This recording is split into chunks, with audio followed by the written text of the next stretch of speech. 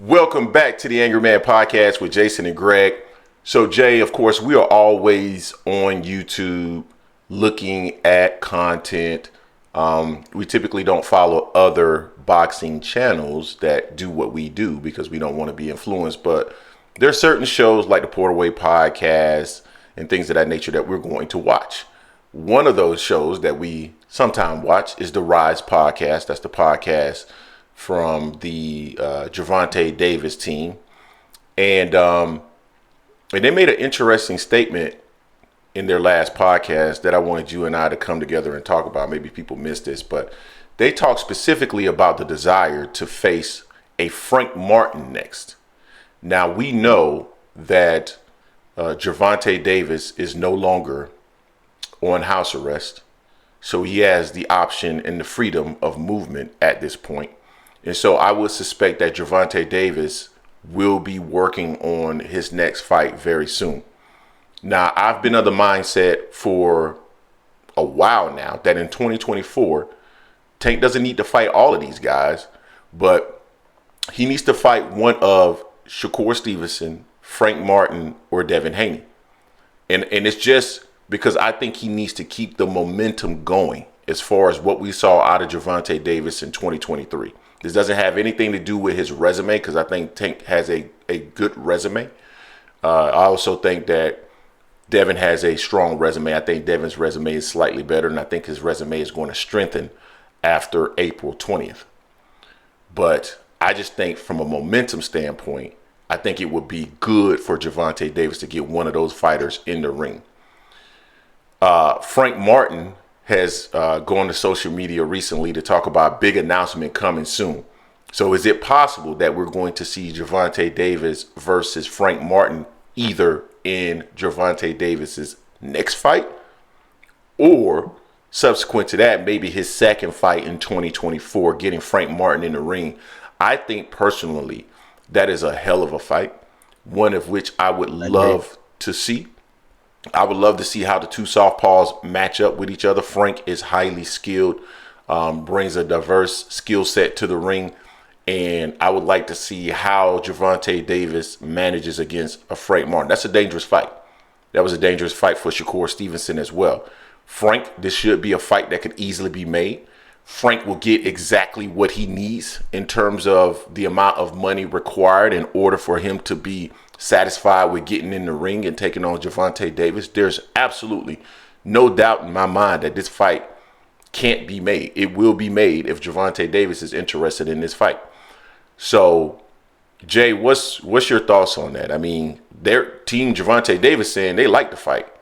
Yeah, I think they like all those fights. They've also mentioned Shakur Stevenson that they like that fight. And we've heard Tank say that he plans to get into the ring with all these fighters, hopefully within either 24 or 25. So, Jay, what's your thoughts on this particular fight? And do you think it will materialize in this next fight or maybe the fight after that? I love it. I mean, I was happy when I heard him when Squeeze said it. I was just like, oh, and they kept going deeper and deeper. Like, yeah, they were really animated. Then just so coincidentally that Frank makes a post like that. You know what I'm saying? It's just interesting. Hopefully all the dominoes are starting to fall.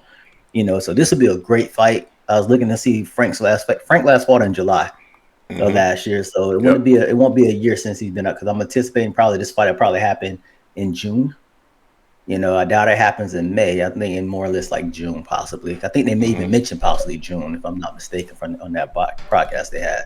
Yeah. But I love this. It satisfies a lot of things that people have been saying about Tank. Satisfy one, he's not fighting anyone in the top 10 or top 5 because Frank is a top 5, top 10 fighter at 135. Yep. He's African American. So Yep. it checks both of those boxes, and he's a threat. He's not coming up in weight. Frank's even said he's a big 135 pounder himself. Like he might go up to what I think he said maybe 154, even 160. I think that's a bit much for him because he is short in stature on that. But he's basically saying that he's a big 135 pounder, which is perfect. I mean, I think they rack up about a little. He's a little bit taller than Tank, but I think he's 5'8", Tank's like 5'5", but that's normal for Tank to be the shorter fighter in there. But I think this would be a really good fight. I like both fighters, so I'm happy that it could possibly happen. I just hate that it happens a little early for Frank. I don't think Frank's honestly fully ready for someone of that caliber, but you don't know until you get in the ring with a person like that. So it's going to be good. So he has a good skill set. He's durable, So I mean, he comes from Derek James' camp, so we'll see how that goes. He's definitely have to listen to DJ if this fight does happen. Because Tank's going to present a lot of problems. Tank's has a very high boxing IQ in that ring, and we know he's a devastating puncher. So this will be a great fight. This would definitely shut a lot of people up as far as talking about Frank, talking about Tank and his resume, because this definitely will be a big fight for him. I believe some people say Frank is a prospect / contender. I think he's definitely closer to being. He's definitely a top contender for an opportunity for, and this will be for Tank's belt as well. So I think it's a good thing. Definitely. Yeah, no, it's an excellent fight, and it's a fight that can be made and should be made. And like I said, Gervonta Davis team, they're interested in making this fight. I would love to see how Tank deals with just another southpaw that's, I think, highly skilled and fairly slick as well. I've heard all these comments out there talking about Gervonta Davis won't fight African-American fighters, and I just think it's hogwash.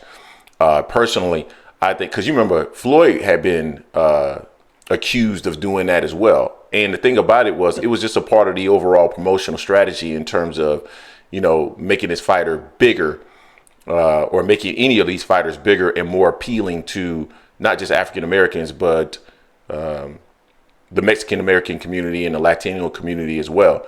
And they successfully did that with Floyd Mayweather. They've successfully done that with Gervonta Davis. So it's been marketing. I don't think it has anything to do with the style of an African American, the slickness of an African American. I mean, he's African American himself. He brings the same style to the ring.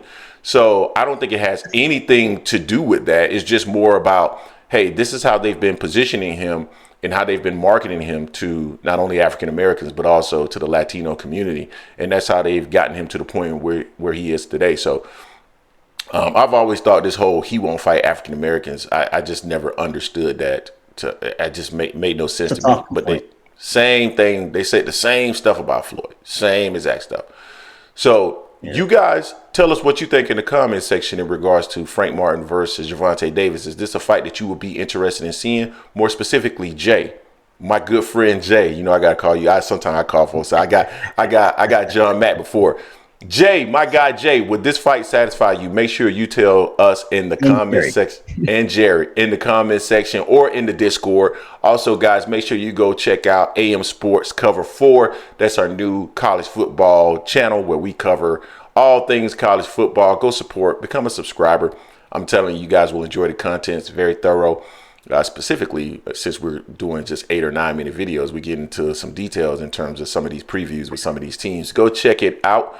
And then make sure you become a subscriber to this particular channel and hit the like button. So until next time, guys, peace.